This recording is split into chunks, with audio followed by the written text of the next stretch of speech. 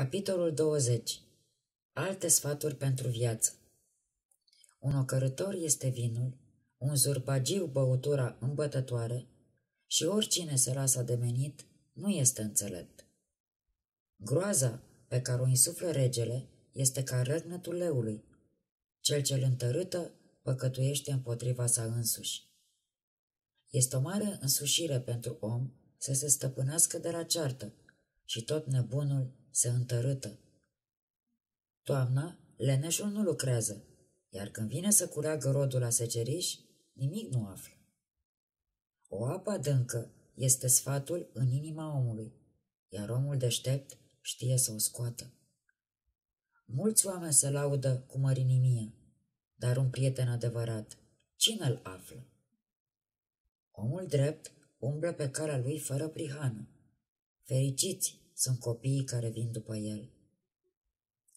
Un rege care stă pe scaunul de judecată deosebește cu ochii lui orice faptă rea.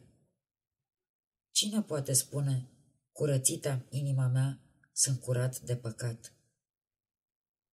Două feluri de greutăți de cântărit și de măsurat sunt urăciune înaintea Domnului. Copilul se dă pe față din lucrările lui, dacă purtarea lui este fără prihană și dreaptă. Urechea care aude și ochiul care vede, pe amândouă le-a zidit Domnul. Nu iubi somnul, ca să nu ajungi sărac.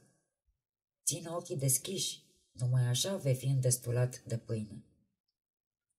Rău, rău, zice cumpărătorul, iar după ce pleacă, se laudă. Chiar dacă ai aur și pietre prețioase, dar o podoabă fără seamă sunt buzele chibzuite. Ia-i haina și fiindcă s-a pus chezaș pentru altul în locul celor străini, ia-i zăloc. Bună e la gust pâinea agonisită cu înșelăciune, dar după aceea gura se umple de pietricele. Planurile se întăresc prin sfaturi, luptă-te cu luarea minte. Cine trădează taina umblă ca un defăimător și nu te întovărăși cu cel ce are mereu buzele deschise.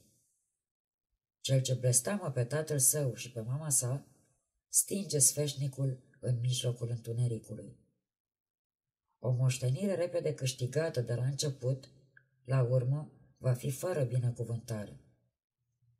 Nu spune, vreau să răsplătesc cu rău. Nădăjduiește în Domnul și El îți va veni în ajutor.